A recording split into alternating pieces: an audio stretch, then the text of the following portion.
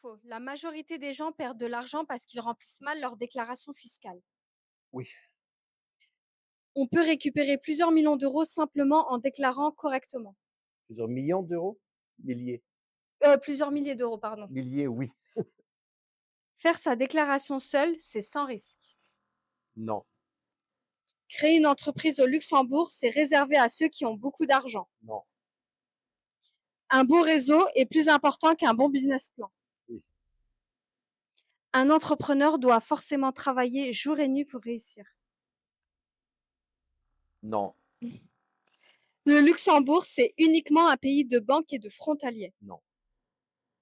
Il est plus facile de lancer une start-up ici qu'en France ou en Belgique. Oui, Tu as déjà pensé à tout arrêter. non, Et si tu n'avais pas créé Tax.lu, tu serais dans un tout autre domaine. oui. Moyenne, bonjour et bienvenue sur ma chaîne Les Frontaliers Luxembourg. Aujourd'hui, on accueille un invité spécial qui est Patrick Malger. Bonjour Patrick. Bonjour. Je vais rentrer dans le vif du sujet. Est-ce que, pour commencer, comment aimerais-tu que je te présente en une phrase? Une phrase. Bah, tu peux déjà dire que je suis luxembourgeois, mais je pense que ça, tu l'entends très bien. Pour me résumer, tu pourrais dire que je suis entrepreneur qui a changé un peu la façon comment on fait la déclaration d'impôt au Luxembourg. Et quand tu avais 18 ans, quel métier ou quelle vie tu l'imaginais avoir? Tu imaginais avoir? En fait, niveau professionnel, mes plans étaient toujours de devenir enseignant. En primaire, je voulais devenir instit. Et après, au lycée, je voulais devenir prof. Et donc, j'ai fait mes études un peu dans cette optique-là. Et d'ailleurs, par après, je suis devenu prof aussi. Donc, j'ai pas fait ce que je fais aujourd'hui dès le début. Tu étais prof de? D'économie au Luxembourg. Donc, Graal sacré pour certains luxembourgeois. Donc, la fonction publique, professeur dans un lycée public luxembourgeois. Pendant combien de temps? En fait, après les études, je suis revenu au Luxembourg. Je voulais toujours devenir prof Parce que tu étais d'économie. où de base? J'étais donc pour mon lycée, je l'ai fait à Echternach. Après, je suis parti à Grenoble. Pourquoi Grenoble? Bah, honnêtement, à cause des montagnes, à cause du ski. Donc, c'était sûrement une des raisons. Après, j'étais une année à Montréal, au Canada. Après, je suis retourné à Grenoble pour faire mon master. Et après, je suis revenu au Luxembourg, donc avec le plan de devenir prof. Mais en tant que prof d'économie, je me suis dit que ça serait quand même bien utile de travailler quelques ans dans le privé. Donc, j'ai travaillé pendant 3 ans chez Saint-Paul Luxembourg, qui aujourd'hui s'appelle Media Hus, donc Luxembourg, le plus grand quotidien au Luxembourg. Et donc, après 3 ans, j'ai démissionné et j'ai fait mes examens pour devenir prof. Et après, j'étais prof pendant 8 ans. D'accord. Et ça t'a plu? Oui, j'ai vu que je voulais faire ça dès le début et ça m'a vraiment plu, être en contact avec les jeunes. L'avantage en tant que prof d'économie au Luxembourg, c'est que mes élèves avaient en moyenne, on va dire, autour de 18 ans, donc genre 16 à 22 ans, on va dire. Donc, c'est quand même déjà des adultes avec lesquels on peut parler convenablement et avec lesquels c'était vraiment chouette. C'est une passion, donc j'ai adoré faire. Mais après, les plans de vie, ils sont pas toujours Mmh. prescrits. Et donc, voilà, ma vie a pris une petite tournure. Et en parlant de cette tournure, comment es-tu arrivé à la fiscalité? Un domaine qui peut sembler technique, hein, surtout la fiscalité, et assez éloigné en fait, bah, de ce que enfin éloigné, plus ou moins, Ouais, mais ça tu rentre un étais peu dans dans. l'économie. En fait, on pourrait se dire qu'en tant que prof d'économie, on a quand même une certaine notion de la fiscalité. Mmh. Mais honnêtement, en fait, l'idée pour taxx.lu, donc la plateforme qu'on a lancée en 2018, m'est venue en 2017 parce que j'étais en phase de ma propre déclaration d'impôt, donc pour ma famille, et j'étais un peu perdu. Voilà, il y a, dans la vie, il y a des changements qui impactent aussi la déclaration fiscale. On devient propriétaire, on a des enfants, Mmh. donc après, on s'intéresse un peu plus aux différentes possibilités pour des déductions pour faire optimiser en fait sa déclaration d'impôt. J'étais un peu paumé et après je me suis dit que c'est quand même bizarre qu'en tant que prof d'économie avec des études en économie, tu es trop con pour remplir ce formulaire, ce PDF de 20 pages. Donc je réfléchis sur un moyen, comment est-ce qu'on pourrait donc rendre cette chose un peu plus digeste. Au début, j'étais assez, on va dire, naïf. Je me suis dit, bah, tu es assez fort en Excel, tu vas construire un Excel qui t'aide à remplir cela. Mais au bout je sais pas, du énième sheet dans mon Excel, je me suis rendu compte qu'il faut quelqu'un qui sait programmer, qu'il faut faire quelque chose de convenable. J'ai rencontré Sven et Jerry, et après un lunch, on s'est mis d'accord à lancer ça ensemble. Donc eux, ils avaient plus un background tech, et après moi, je me suis mis les mains dans la pâte, je pense qu'on dit en français. Et voilà, je me suis donc intéressé un peu plus pour la fiscalité. Et ensemble, on a mis cette plateforme en ligne.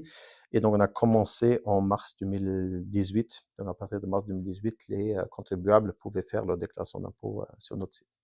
Et pour revenir un peu dans le contexte, parce que aujourd'hui, quelqu'un qui t'écouterait se dira, bah, de toute façon, il y a beaucoup de services de ce genre. À l'époque, en 2018, À c'était l'époque, pas en le cas. fait, à l'époque, en 2018, tu avais le PDF, donc le PDF officiel de l'administration fiscale que chacun devrait remplir.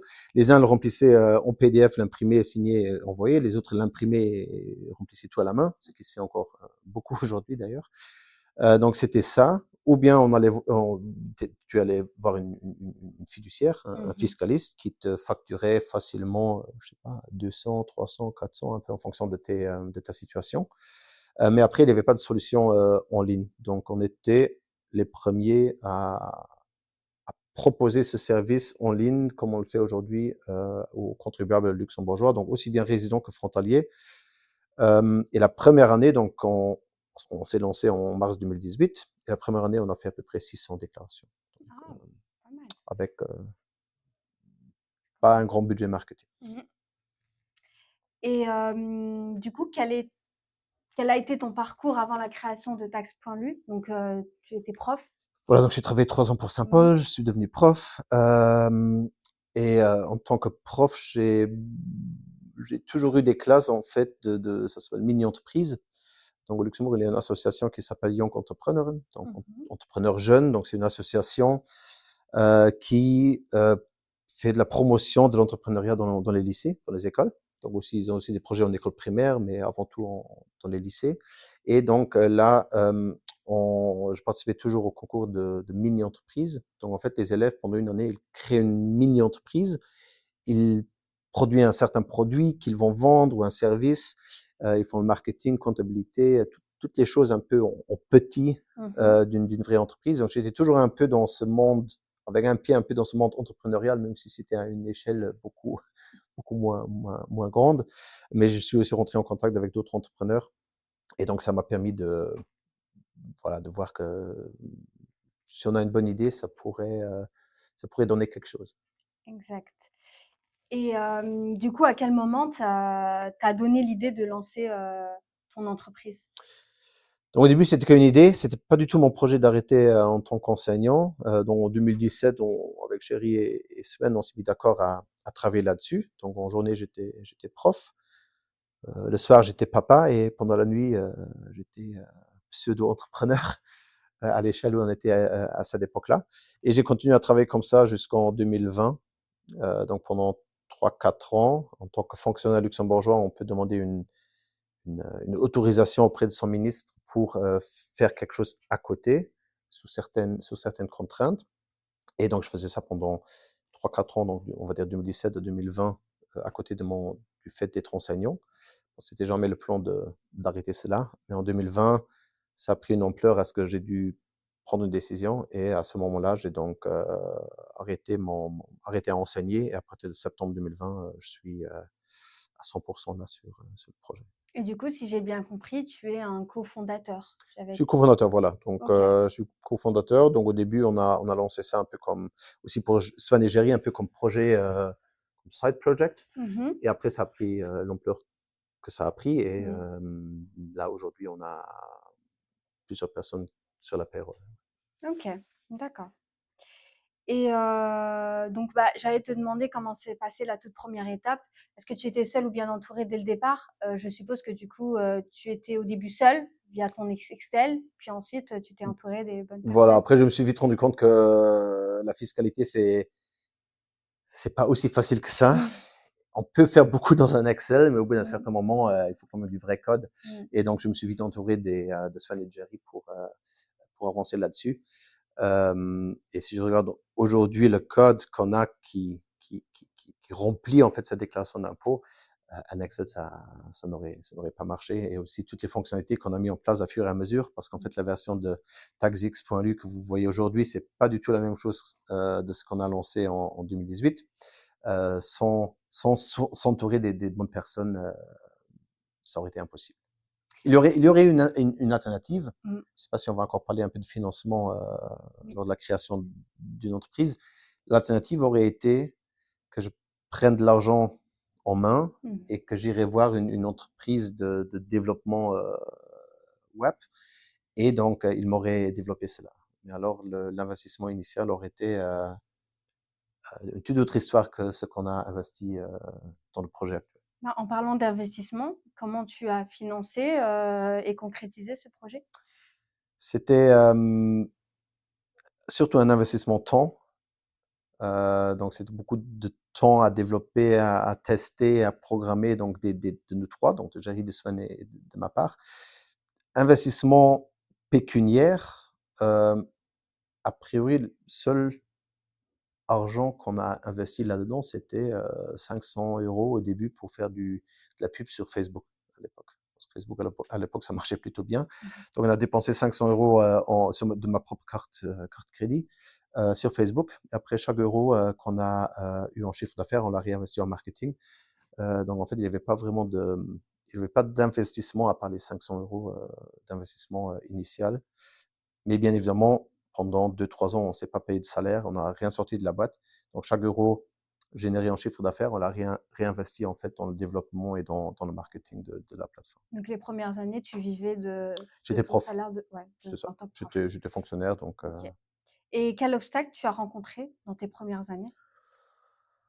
Déjà, le fichier Excel, c'était un chez obstacle. Access, c'est un premier obstacle, mais après, je pense que le principal obstacle, c'est si on fait quelque chose à côté de son vrai job, et en plus d'avoir une famille, c'est le temps. C'est vraiment trouver le temps de travailler là-dessus et trouver l'énergie de le faire. Bon, l'énergie, c'était pas un problème parce que si tu es motivé ou si tu es motivé de le faire. Moi, je vois pas, et encore aujourd'hui, je vois ce qu'on fait ou ce que moi je fais, je le vois pas comme travail, je le vois plutôt comme pas loisir, Oui, mais mais c'est je une vois ce que tu veux passion, dire, c'est une oui, c'est ce qui te plaît. je sais pas, il y a des gens qui me parlent de leur notion de travail, la mienne, elle n'est pas comme ça. C'est une passion, mais je pense un grand obstacle au début, c'était surtout ça. Donc, comment combiner un boulot qui te permet de vivre et de financer ta famille avec un projet qui prend de plus en plus de temps à côté. Bah, je suis en plein dedans Donc, bah, parce que je suis salariée à côté et en même temps, je suis, je fais les podcasts et puis tout ce qui est réseaux alors, tu sociaux. sais exactement de quoi je parle. Exactement, ouais, ouais, ouais. Sauf que moi, j'ai pas d'enfant. Du coup, c'est peut-être Ça plus peut aider un facile. peu. Je pense que Ça aide un peu, oui. ça aurait été plus simple si j'avais pas eu d'enfant à l'époque. Mais bon, ça marche aussi. Les deux ensemble, ça marchait aussi. Et d'ailleurs, la première vidéo, donc la première vraie pub qu'on a fait, c'était ma fille qui jouait à la super-héroïne qui faisait sa déclaration d'impôt sur taxe. Donc, c'est un peu, on pourrait dire que c'est un business de famille. Voilà, exact. Et y a-t-il un moment où tu t'es dit que tu allais arrêter? Non, pas vraiment. Il y a toujours des moments où on se dit, bah, pourquoi consacrer autant de temps dans cette aventure si de l'autre côté, tu as quand même une vie plutôt sympa en tant que prof, avec tous les avantages que cela vous procure, aussi bien donc d'un point de vue salaire, il faut l'avouer, en tant que fonctionnaire luxembourgeois, C'est en vrai que tant c'est que prof, différent. on va pas se plaindre du salaire, et en plus, niveau horaire de travail et vacances. Mais a priori, non, j'avais jamais ce sentiment de tout plaquer et de retourner. Peut-être un jour ça va être le cas, mais pas pour le moment. J'ai encore trop d'idées en tête. Et est-ce que tu avais pas peur de foirer en fait le business et finalement regretter et te dire bah j'ai passé autant de temps pour au final ça n'a pas marché.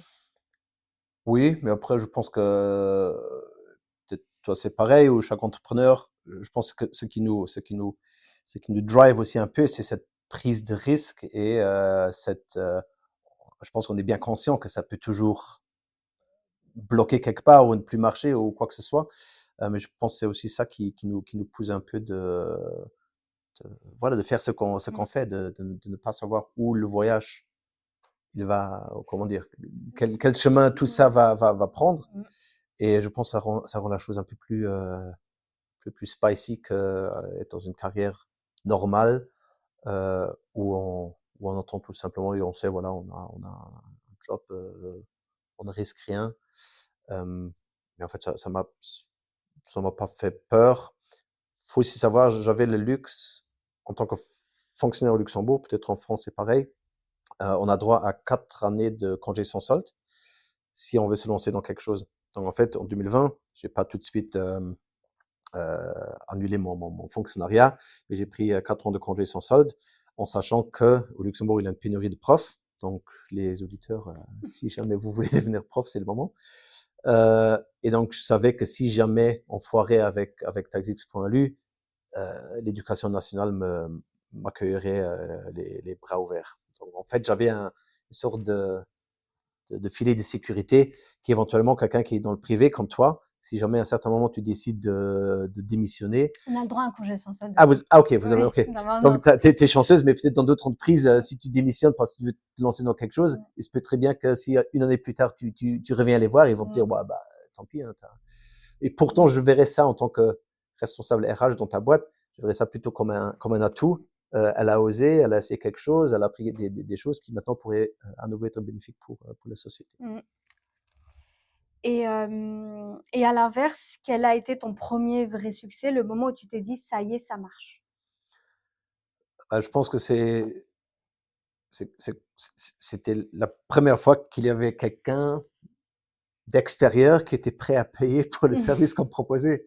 Donc le premier euro que quelqu'un payait, je pense déjà ça c'est, on se dit, ok, il y a au moins une personne qui est prêt à nous faire confiance et à payer de l'argent pour ce service-là. Après le deuxième, le troisième, et après parfois, vu on peut faire la déclaration 24 sur 24. Le matin, on s'est levé, on regarde, ah tiens, pendant la nuit, il y avait 2 personnes qui ont payé, on a un peu de chiffre d'affaires. Donc, je pense que c'est vraiment ces moments-là. Donc, les 600 déclarations, la première année, ça ne permet pas de nous payer un salaire ou quoi que ce soit. Mais je pense que c'est chaque nouveau utilisateur et surtout la deuxième année, le pourcentage d'utilisateurs qui sont revenus la deuxième année, on était aux alentours de 90%. Donc, des gens qui sont revenus parce qu'apparemment, ils étaient satisfaits l'année d'avant. Je pense que ça, c'est la récompense, pas seulement pécuniaire, mais aussi la récompense de, voilà, on a des clients qui sont satisfaits, on a des bonnes évaluations sur Google. Là, on est sur le point d'avoir la millième évaluation, millième rating sur Google avec 4,8, ce qui est pour une société luxembourgeoise assez exceptionnel, je dirais. Donc, c'est tous ces éléments-là qui font qu'en gros, voilà, il y a des petits succès comme ça qui sont, voilà, on est content de les voir arriver. Après, il y a des partenaires qui nous font confiance, la Lux, plus ancienne compagnie d'assurance de Luxembourg, Sparkcase, la plus grande banque au Luxembourg, pour les frontaliers, le Crédit Agricole de Lorraine, qui travaille avec nous. Donc, si au bout d'un certain moment, quand il y a des portes de grandes institutions qui s'ouvrent comme ça, qui t'accueillent, c'est aussi quelque chose qui est très, ouais, flatteur, c'est le mauvais terme, mais Oui, une jolie récompense pour le travail qu'on a fait et que toute l'équipe fait tous les jours. Parce que là, la première année, 600 utilisateurs. Aujourd'hui, vous êtes combien? On communique pas sur le nombre exact des déclarations d'impôts sur notre plateforme, mais on peut dire que sur nos plateformes, il y a à peu près chaque 10e déclaration au Luxembourg qui est remplie sur une de nos plateformes, parce qu'on a une plateforme pour B2C, pour toi, pour moi perso, et on a une solution pour fiduciaires ou pour syndicats qui font des déclarations d'impôts pour leurs membres. Mais en gros, on peut dire que chaque 10e déclaration est faite au Luxembourg, et au Luxembourg, il y a à peu près un peu plus de 300 000 déclarations qui sont remplies. D'accord, c'est pas mal. Et quelles compétences personnelles quelles sont les compétences personnelles qui t'ont le plus aidé à réussir en tant qu'entrepreneur? Très bonne question. trouve que c'est toujours difficile de se juger soi-même, de s'évaluer soi-même. Euh, je, je- je pense, je sais pas, réfléchir ou avoir des idées tous les jours, voir un peu qu'est-ce qu'on peut changer, quels sont les pain points La de nos, créativité. voilà, créativité, quels sont les pain points de nos utilisateurs, comment, au lieu de recevoir de nos clients 3 fois la même question, plutôt réfléchir, bah, comment éviter cette question-là pour que pour l'utilisateur c'est plus fluide, qu'il n'a pas besoin de notre aide. Donc c'est toujours la remise en question, comment rendre la plateforme mieux, plus simple, plus compréhensible et, ne pas s'arrêter sur ce qu'on a, mais toujours trouver voilà, d'autres idées, écouter nos utilisateurs et fournir le meilleur produit possible qui est possible à ce moment-là. Euh, et voilà, je pense que c'est ça un peu les. Et concrètement, comment tu les écoutes, les utilisateurs? En fait, sur Tax.lu, donc si vous avez une question, donc vous entamez le processus du remplissage de votre déclaration d'impôt. Si vous avez une question, il y a un chat, il est allé à mon équipe de fiscalistes qui répond à vos questions.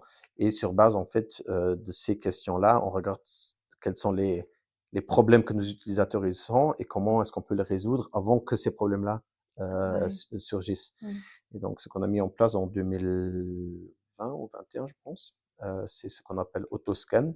Donc, c'est une fonctionnalité qui te permet à tout simplement balancer tous les certificats fiscaux que tu as, par exemple ton certificat de salaire, ton certificat d'assurance, ton extrait bancaire pour ton prêt, ton certificat de ton PL, le certificat de ta crèche des enfants. Et après, le système, il va reconnaître le type de document, chercher la donnée dont on a besoin et auto-remplir la déclaration. Ça fonctionne à merveille pour les résidents, parce que Luxembourg, on a une très haute standardisation de ces certificats. Donc, toutes les banques les proposent, toutes les assureurs les proposent. Certificat de salaire, c'est à 99% le même pour tous les employés au Luxembourg.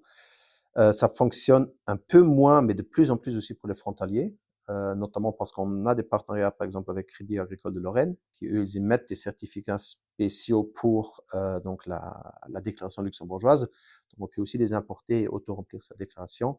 Mais il y a aussi d'autres banques et d'autres assurances, des certificats de crèche ou des choses comme ça qu'on a maintenant dans notre base de données et aussi pour les frontaliers, de plus en plus, on peut automatiser donc ce remplissage. Et là, pareil, on s'arrête pas là.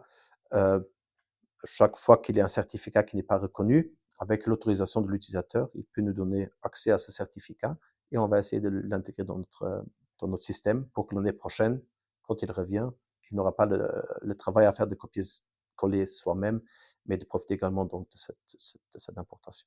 D'accord. Et comment tu t'entoures et comment tu choisis les personnes avec qui travailler? Bon, Swan et Jerry, on a fait connaissance à travers un ami en commun qui est aussi entrepreneur au Luxembourg. Après les autres, la première recrue, Chloé, la première qu'on a recrutée, c'était une ex-élève à moi. Donc, je me suis beaucoup ressourcé sur mon réseau d'anciens Oui. élèves.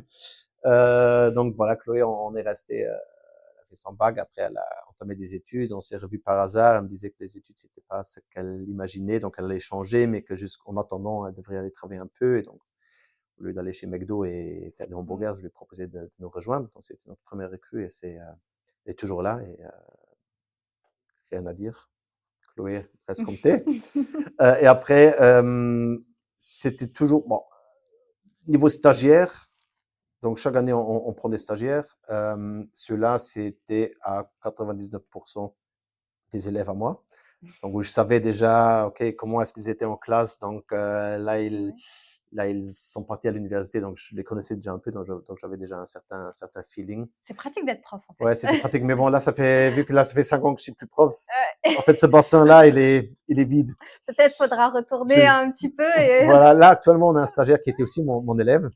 Euh, et après, niveau recrutement, on a, c'était à travers de, comment dire, de connaissances en commun, à travers une recherche LinkedIn et tout simplement, je voyais que ça pourrait matcher. Donc, j'ai tout simplement envoyé un petit message pour entrer en contact. Euh, et voilà, au fur et à mesure, notre équipe s'est agrandie. Et sinon, ouais, je pense j'étais toujours chanceux par rapport au recrutement qu'on a fait.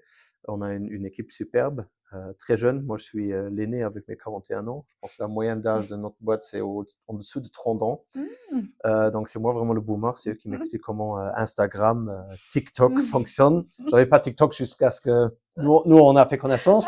Donc, maintenant, je suis même sur TikTok. Tu Euh, verras, c'est pas compliqué. et voilà, c'est assez simple. Non, donc je m'entoure avec des gens qui sont motivés, et qui ont tous un peu le même drive, un peu dans l'esprit de notre boîte, aider les gens, aider les contribuables. Et à travers ça, automatiquement, on a des clients satisfaits qui reviennent l'année prochaine. À 90%, c'est vraiment top, hein. Voilà, on va pas se plaindre de la fidélité de notre. Et quelle culture d'entreprise tu aimerais insuffler chez Tax.lu? Moi, personnellement, je suis pas grand fan comment dire, cette, cette définition d'une culture d'entreprise qu'on essaye à imposer.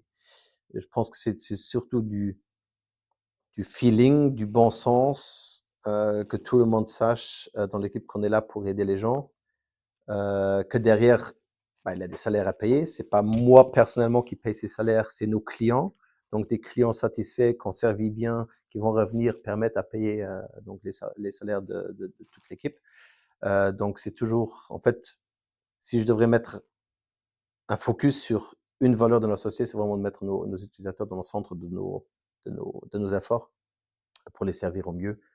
Parce que si on les sert au mieux, le succès qu'on a nous fait preuve que ça fonctionne aussi. Et là, je vais bien écouter la réponse parce que c'est quel conseil donnerais-tu à quelqu'un qui hésite encore à entreprendre? France. Après, oui, ça dépend toujours un peu des situations de famille et des Oui. situations personnelles. Mais si tu n'as pas d'engagement pour un pré-IMO ou des enfants qu'il faut quand même nourrir, mais si t'es jeune et tu n'as aucun engagement, France, au pire des cas, voilà, tu ne réussis pas, mais Ça serait une belle tu auras excuse. appris quelque chose. Ça ne peut que t'aider pour la suite.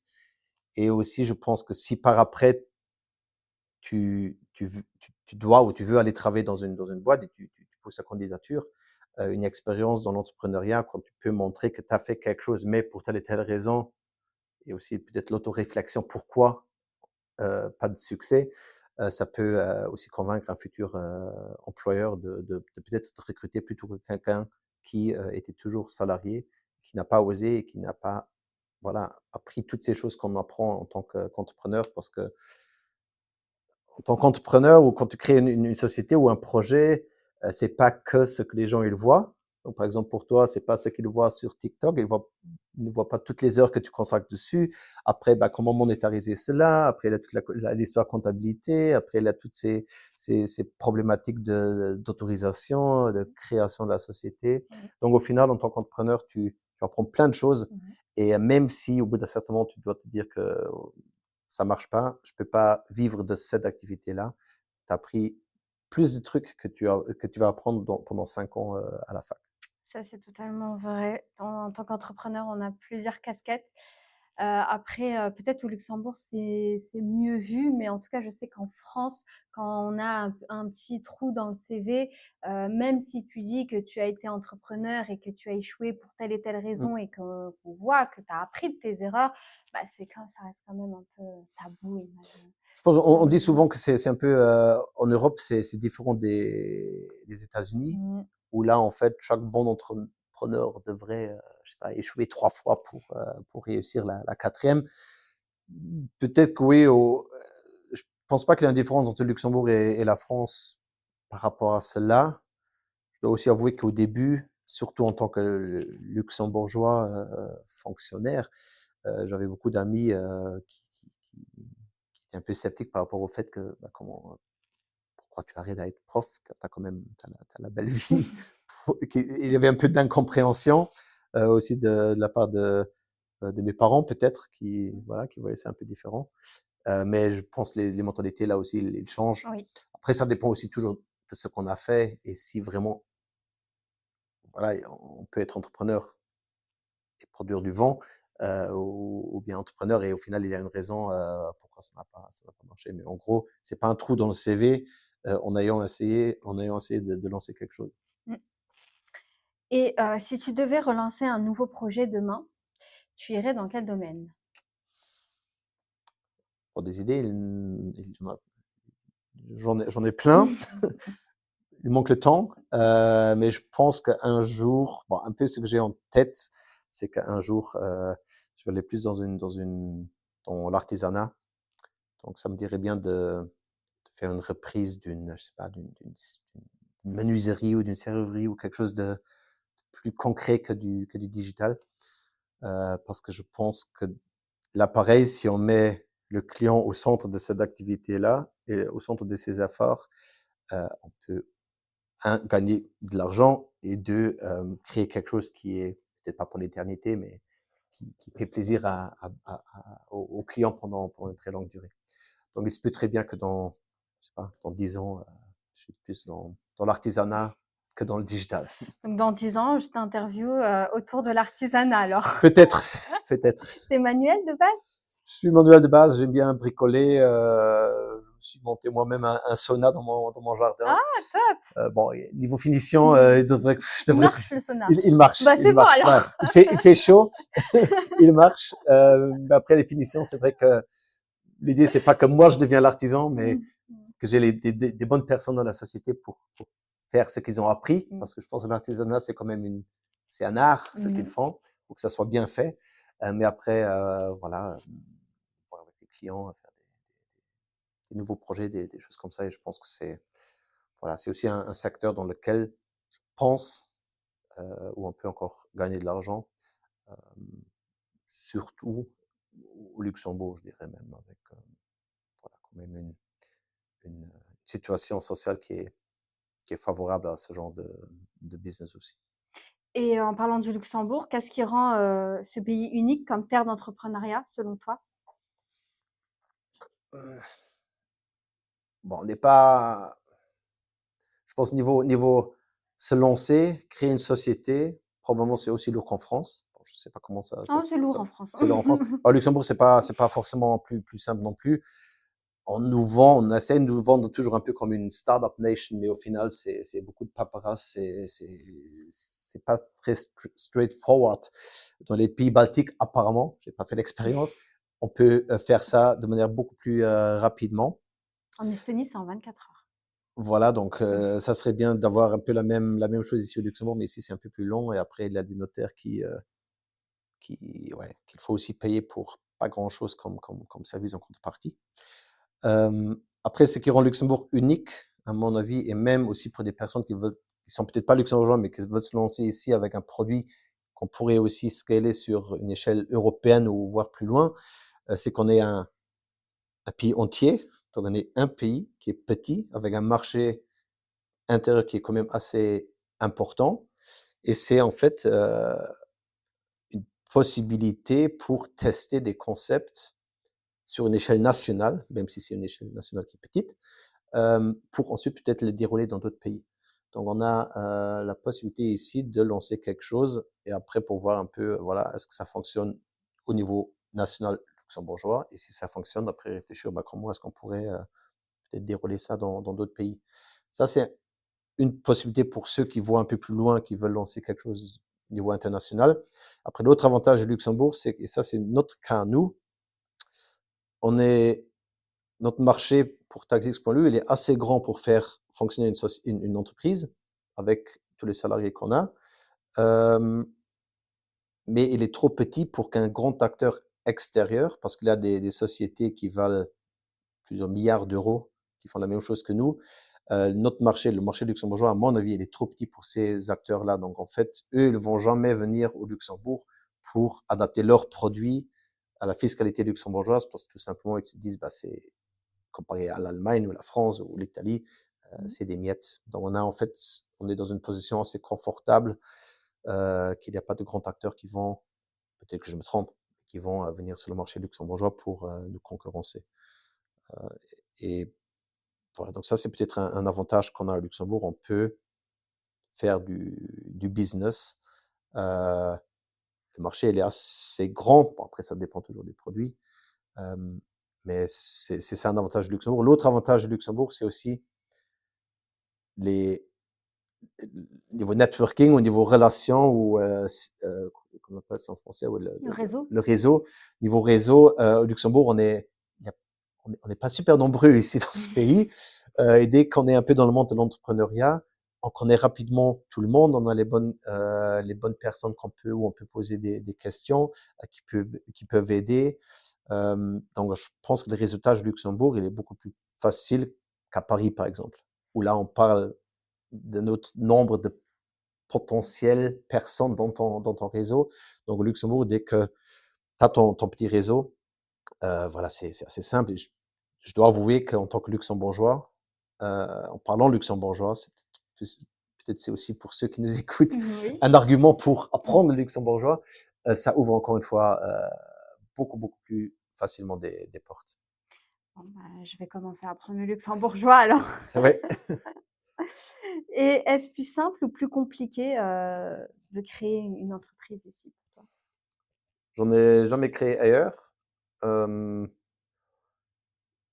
Donc, je peux pas te dire. Mais je pense que vu que la taille, si on avait lancé TaxX.lu en France, par exemple, je pense que déjà le problème à la base aurait été le, le budget marketing seulement pour se lancer, qui aurait été à une échelle totalement différente. Donc, bien souvent, dans des grands pays où on veut lancer vraiment un produit sur une échelle nationale, je pense que sans lever de fonds, c'est presque pas jouable, ou bien on peut le faire, mais ça, voilà, Mm. on est rapidement à ses limites. Ou sinon, tu commences par région. Peut-être par région, après ça dépend un peu des produits que tu as. Mm. Le Luxembourg, voilà, c'est petit, c'est comme un petit département en France. Oui. Et après, le bouche à oreille fonctionne plutôt bien ici. Aussi bien entre luxembourgeois, mais aussi entre frontaliers, ou bien entre expats.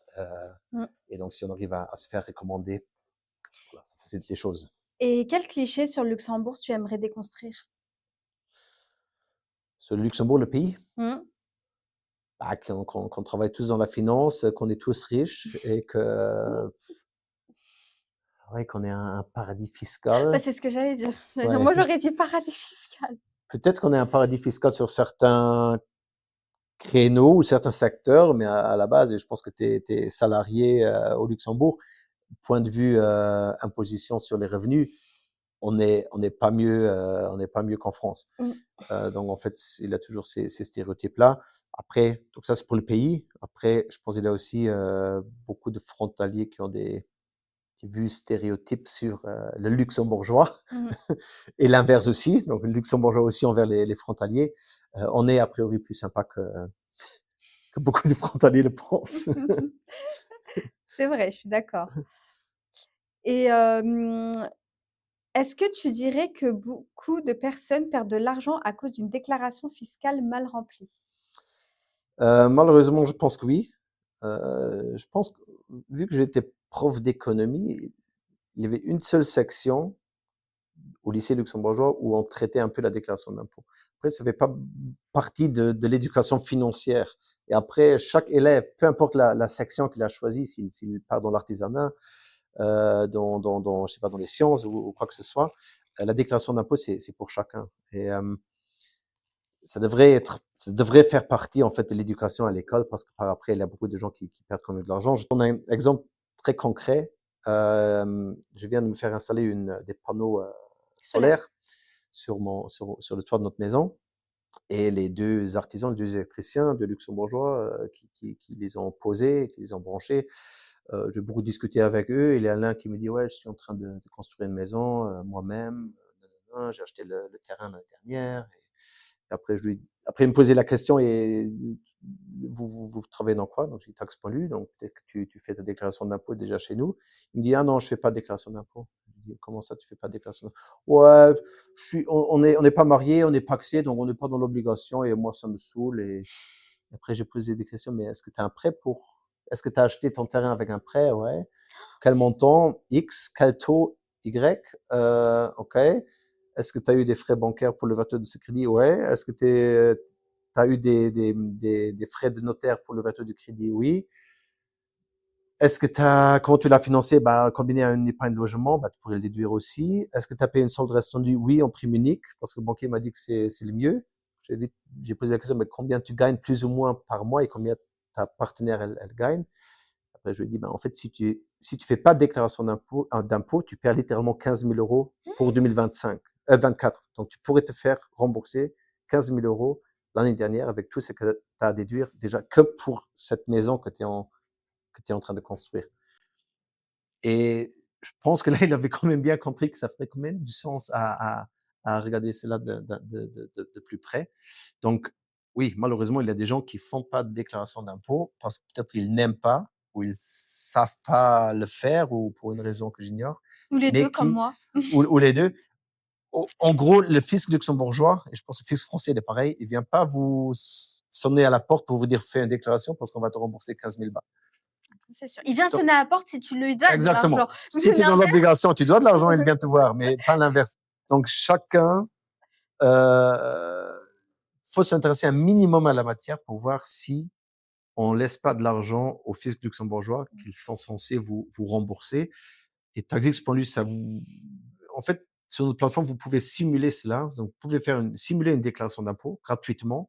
Et à la fin du processus, le système, il va vous indiquer si vous touchez un remboursement ou si vous devez de l'impôt. Et ensuite, vous décidez si vous voulez donc télécharger la déclaration remplie au prix qu'on demande ou pas. Euh, mais oui, il y a des gens qui perdent beaucoup d'argent parce qu'ils ne font pas de déclaration d'impôt. Ils pourraient en faire, surtout si vous êtes propriétaire ou si vous avez des choses à déduire. Il y a différentes choses qu'on peut déduire. Il faut au moins vérifier si ça fait pas du sens. Ça vous coûte au pire des cas une demi-heure. Bah là, une demi-heure pour 15 000 euros, C'est c'est plutôt sympa, quoi. oui. Et bah, en parlant d'être propriétaire, par exemple, moi, mon cas particulier, moi, j'adore investir dans l'immobilier. Donc on investit beaucoup, mon mari et moi. Et avant de commencer à investir en société, parce que j'habite en France, et en France, on a ce qu'on appelle une SCI, une société civile immobilière. Mais avant d'investir en société, on investissait en nom propre. Donc c'était nous Mhm. qui étions propriétaires directement du bien, quoi. Et comment ça se passe du coup quand on a des cas particuliers parce qu'on n'a pas qu'un bien? Comment ça se passe sur taxe.lu? Bah, en fait, au Luxembourg, si vous êtes, donc là, tu parles t'es propriétaire dans le locatif. Donc, Oui, t'es propriétaire d'un appartement, une maison que tu donnes en location. c'est ça. Plusieurs Donc, biens que je voilà. donne en Donc, location. au Luxembourg, en fait, quand vous faites une déclaration au Luxembourg, il faut remplir un formulaire spécial par appartement ou par maison où on déclare ses revenus locatifs. Peu importe si vous êtes frontalier résident en France ou résident au Luxembourg, vous devez donc déclarer ces revenus-là. Donc, d'un côté, vous avez les loyers que vous percez de vos locataires et de l'autre côté, vous avez plein de déductions possibles. Plus courant, c'est des intérêts sur un prêt IMO. Donc ça, intégralement, déjà, vous pouvez le déduire du loyer. Après, le plus important, c'est l'amortissement de cet appartement. Donc, vous avez un certain taux d'amortissement. C'est devenu assez compliqué ces dernières années. Notre système fait ça de manière automatisée en fonction de la construction de cet immeuble et de votre acquisition. Il y a un certain taux d'amortissement qui est, qui est déduit, donc un certain amortissement qui est déduit des revenus. Un exemple, euh, si ce taux d'amortissement il est de 2%, si tu as acheté un appartement je ne connais pas les prix en France, mais on va dire un appartement au Luxembourg, 500 000 euros. Donc, tu as 10 000 euros déjà en amortissement que tu peux déduire chaque année de tes loyers. Donc, imaginons que tu as 20 000 euros, tu as touché 20 000 euros en loyer. Déjà, tu déduis les 10 000 d'amortissement. Peut-être après, tu déduis encore 10 000 en intérêt sur ton prêt IMO, ce qui semble même un peu faible avec les taux actuels.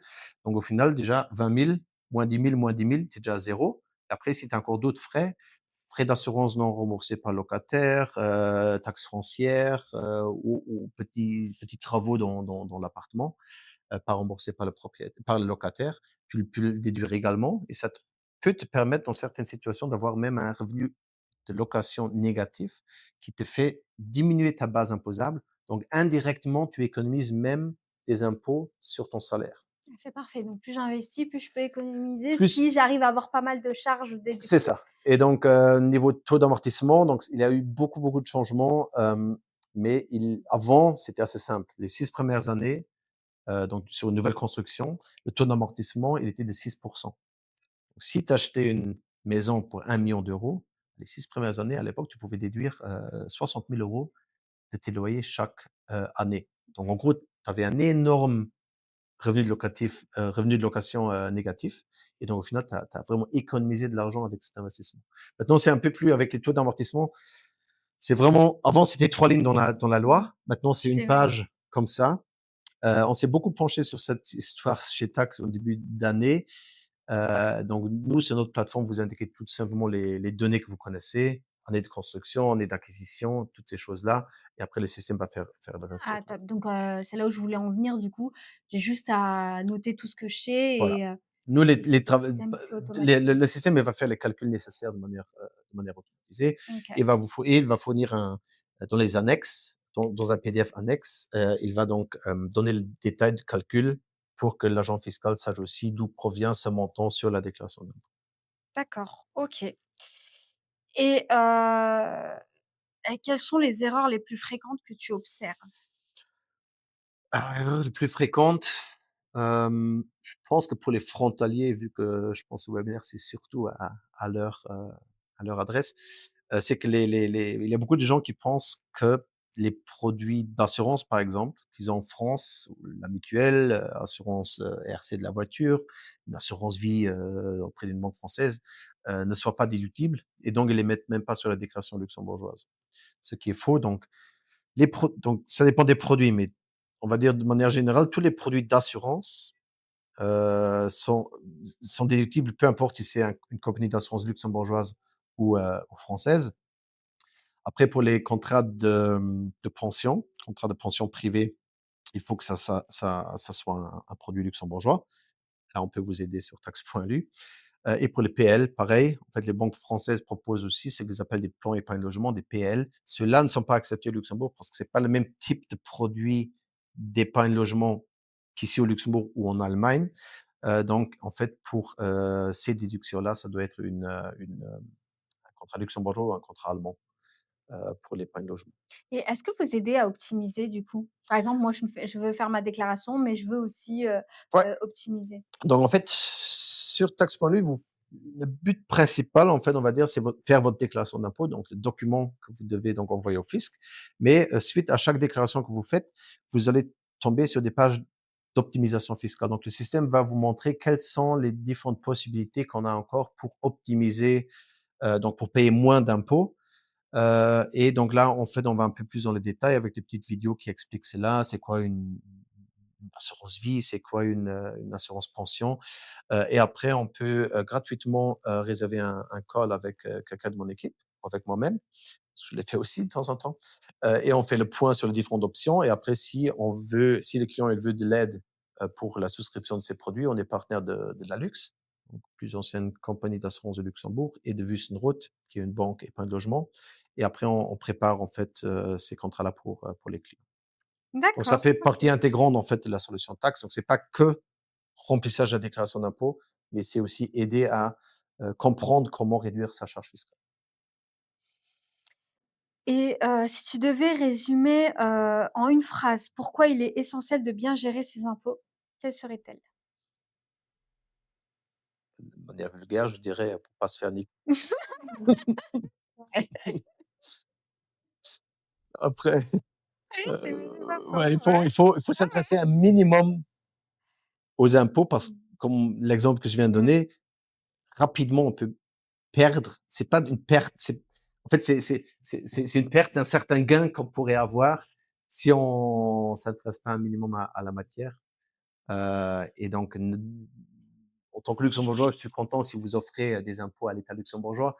Mais en gros, notre but, c'est d'aider les contribuables à payer le moins d'impôts possible avec les possibilités, c'est pas de l'arnaque, avec les possibilités que le droit fiscal permet. Bah, c'est de l'optimisation fiscale pour les Exactement, particuliers. exactement. De manière 100% légale et voulue en fait par les personnes, les politiciens qui ont rédigé ces lois-là. qui hésite à se lancer dans sa déclaration, quel est le vrai bénéfice de passer par un service comme le vôtre? Simplicité, aide par nos experts si on en a besoin. Le prix, à ce moment, si vraiment vous avez besoin de quelqu'un qui vous aide avec la déclaration d'impôt et vous allez voir une fiduciaire, a priori, c'est le prix il est un peu différent. Euh, Toute cette analyse d'optimisation fiscale, comment réduire en fait vos impôts. Euh, voilà, ça vous évite du stress. Et pour terminer, quelle autre personnalité devrais-je inviter pour continuer à raconter les histoires d'entrepreneurs du Luxembourg? Si tu veux vraiment entendre une success story luxembourgeoise, je ne sais pas si tu connais Salanki. Du tout. C'est une plateforme qui a débuté au Luxembourg. Ça rentre un peu dans ce que j'ai dit avant sur essaye déjà, essaye déjà au Luxembourg et après tu peux aller globally. Donc Salanki, c'est une plateforme pour des prises de rendez-vous. Au début, c'était une plateforme pour des prises de rendez-vous coiffeurs. Ah, c'est comme Planity en France. Je sais pas si tu connais Planity. Peut-être c'est leur C'est tu concurrent. prends des rendez-vous, ouais. Voilà. Donc ils ont commencé avec les rendez-vous. Maintenant, ils proposent également tout le système de gestion du salon de coiffure et salon de massage, salon de beauté. Entre-temps, ils sont, je pense, 250 personnes. Ils sont lancés plus ou moins, je dirais, comme nous, en 2018. Et c'est deux, trois luxembourgeois qui l'ont fondé et ils sont en train de se répartir sur toute l'Europe. Donc, OK. je pense que c'est une, ou ça va être une jolie success story luxembourgeois. Un des fondateurs s'appelle Tom Michels. OK. C'est Et ce que j'allais demander. voilà, Prénom ce et serait, nom. je pense, un, un, un partenaire d'interview qui pourrait être très intéressant pour qu'ils te racontent un peu leur histoire, vu qu'ils sont à un niveau beaucoup plus large en Europe que nous, un peu leur vision des choses. Bah, merci Patrick pour cette interview et vous n'hésitez pas à vous abonner, à commenter, à liker et puis, à partager et puis je vous dis à bientôt.